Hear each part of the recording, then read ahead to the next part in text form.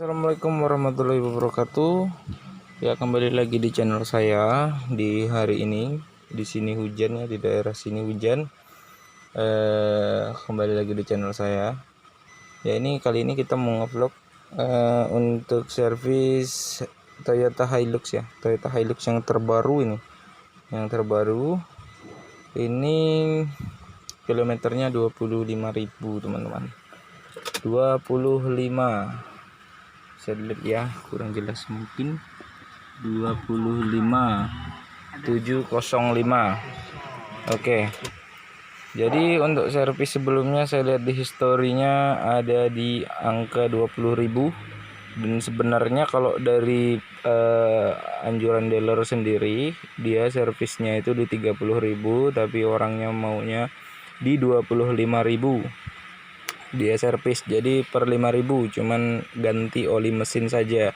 Jadi oli mesin saja yang diganti, dan sebagian yang lain itu dicek. Kalaupun memang ada yang harus diganti, kita ganti gitu. Jadi kita biasanya bakal ngecek seperti aki, seperti yang lain-lainnya ya, rem itu biar kita cek, siapa tahu ya kan, kita tidak tahu di kaki-kaki semua itu harus dicek. Jadi untuk aturan servis sendiri sebenarnya per 10.000, tapi nggak apa-apa kalau teman-teman semua yang memiliki mobil ingin menyervis di angka 5.000 km per 5.000 km nggak masalah. Tapi ini dia hanya oli mesin saja yang diganti, orangnya mintanya, jadi filter olinya nggak diganti gitu. Filter olinya nggak diganti, nggak jadi masalah. Yang penting intinya pelumasannya tetap dijaga. Setidaknya kita menjaga oli mesin itu agar tetap tetap baik lah, karena kan di 5.000 km dia udah diganti meskipun tanpa filter oli yang diganti. Sebenarnya memang kurang maksimal kalau secara prosedur. Saat pergantian oli mesin itu filter oli sebaiknya diganti, karena itu kan filter menampung kotoran, bisa terjadi buntu dan lain sebagainya, dan oli yang baru bisa tercampur juga nanti jadinya kotor. Tapi setidaknya kita menjaga. Jadi orangnya pengen menjaga di kilometer 5.000 dia servis. Oke, nanti apa aja yang kita kerjakan? Kita bakal mengetap oli mesin dan kita bakal ngecek di ruang engine-nya. Ya, ikutin terus teman-teman. Kita udah ada di ruang mesin, sekarang udah saya buka, dan ini kelihatannya ya kotor karena mobilnya juga dipakai buat kerja. Jadi gini teman-teman, yang pertama kita cek, ini juga perlu kita cek. Kita buka langsung aja biar sama-sama ngeliat ya. Nanti sambil kita bersihkan juga, nanti saya akan bersihkan juga untuk ruang-ruang mesinnya. Kita nih debunya kelihatan ya tuh ya kan. Kalau kita servis per 10.000 itu biasanya pemakai kendaraan tuh nggak ngecek, yang ditakutkan tuh nggak ngecek kondisi filter udara, kondisi yang lain-lain. Contoh nih, radiator harus selalu dicek cadangan, terus ini oli steering harus selalu dicek. Kemudian fan bel bisa dilihat, dipegang juga kalau memang dia ada pecah karetnya ya, lebih baik diganti. Ya, filter dibersihin juga kalau bisa. Terus ini juga aki dilihat nih, biasa di sini tuh ada korosi. Yang takutkan tuh di sini ada korosi, akhirnya menghambat dan bakal merusak terminal juga. Oke, ini sudah bagian mesin. Kemudian lagi nih kita cek untuk rem. Nanti contohnya rem itu ya harus buka roda sih, sebenarnya harus buka roda kalau remnya. Jadi kita cek ampas remnya itu tebal atau enggak. Terus cek juga kondisi bannya. Cek kondisi ban jangan luar ini aja teman-teman, tapi lihat juga yang di dalam.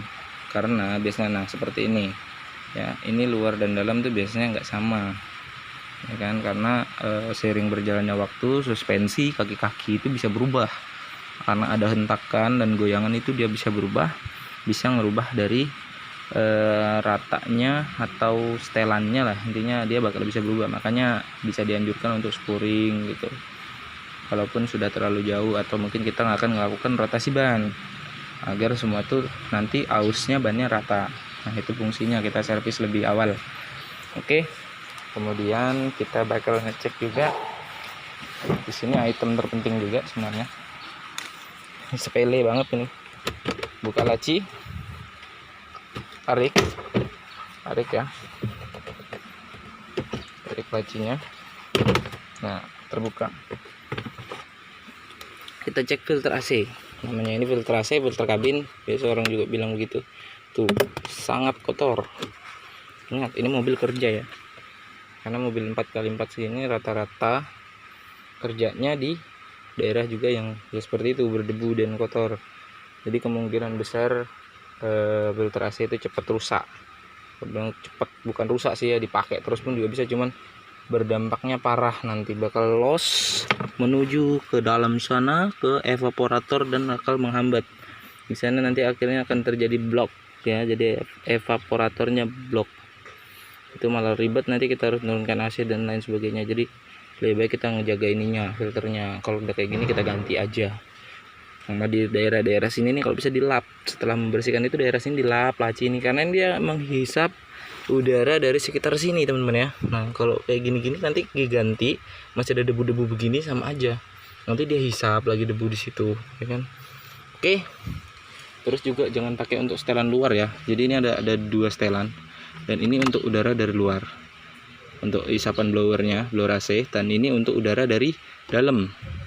Nah kalau ini udara dari dalam berarti dia daerah dalam sini aja yang diputar-putar terus udaranya ya kan. Kalau dari sini ini udara dari luar, sedangkan dia itu mengarah ke sana, ke arah sana itu biasanya pas di dekatnya inner ya, inner atau spakbornya lah kalau kita bilang itu. Jadi itu debu itu semua dihirup, nanti akhirnya ininya parah. Kalau ininya sudah parah, akhirnya kita biarkan dia loss, akhirnya dia tembus ke arah dalam sana ke evaporator, akhirnya AC-nya nanti nggak kenceng, ngeblok dan nggak dingin. Oke, itu tadi masalah filter AC. Terus kita nanti ngecek juga bagian kelistrikan ya. Bagian kelistrikan itu kita ngecek voltase aki kita cek. Terus nanti lampu-lampu semua kita cek. Lampu-lampu ini kita cek. Lampu-lampu kita cek. Nah, kalau kayak gini kan dia untuk mesinnya ini sudah tidak menggunakan timing bell ya. Jadi tidak memakai timing bell, tapi ini udah memakai timing chain. Untuk versi Toyota diesel yang sekarang ini, yang tipe mesin berapa saya kurang hafal. Jadi ada yang sebelumnya untuk diesel Hilux itu masih pakai timing belt, tapi untuk yang terbaru ini dikembalikan ke timing chain karena lebih efisien malah timing chain. Itu dia alasannya kenapa, karena itu kalau memakai timing belt itu ada kemungkinan putus, tapi kalau timing chain itu kemungkinan putusnya kecil. Cuman memang ada untung dan ruginya. Untung dan ruginya itu menggunakan timing chain sendiri dia suara lebih kasar, tapi kalau untuk menggunakan timing belt dia suara lebih smooth dan halus. Nah, tapi untuk pergantiannya harus betul-betul dijaga untuk yang timing belt. Kalau timing chain itu kemungkinannya itu putusnya itu sangat jarang lah kalau dibilang, karena dia timing chain ya rantai, bukan seperti belt. Oke, seperti itu tadi. Nanti kita bakal ganti oli mesin ya, itu aja sih. Tapi mungkin nggak saya record ya untuk pengerjaannya, nanti udah tahu lah teman-teman ya, ganti oli mesin di mana, terus nanti cek rem gitu ya, cek rem, buka ban semua lengkap, kita cek remnya, rem tangan juga diukur gitu teman-teman. Rem tangan tuh diukur kayak gini, masukin gigi dulu biar nggak jalan kan.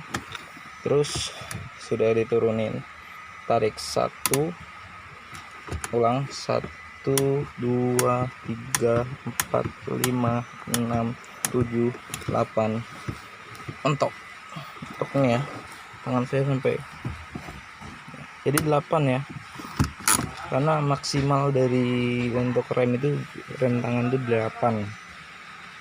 8 dan sampai berapa gitu, entah 12 klik kalau nggak salah. Jadi kalau dia sudah 9 atau dia 10, kita lakukan penyetelan, kita bongkar. Biar apa? Kita nggak tahu nih teman-teman, siapa tahu habis gitu kan. Tapi kalau untuk kilometer segini saya yakin belum habis. Nah, tapi kan kita menjaga, siapa tahu mobilnya teman-teman di luar tuh udah lama gitu kan, bukan mobil baru. Ya kita menjaga, dan juga kita menjaga juga umur dari drum brake, agar drum brake-nya itu atau tromolnya itu lebih awet ya. Kita bersihkan seperti itu juga di depan disc brake-nya, sambil juga kita cek untuk ketebalan dan kotorannya bisa kita bersihkan dengan angin. Kita bisa kasih grease kampasnya untuk pinggiran kampasnya biar dia nggak lengket. Oke, kayak gitu aja sih untuk kali ini. Video saya untuk pengerjaannya itu tidak saya sertakan karena nanti kepanjangan durasinya teman-teman. Kalau harus ini nanti di skip juga, jadi percuma.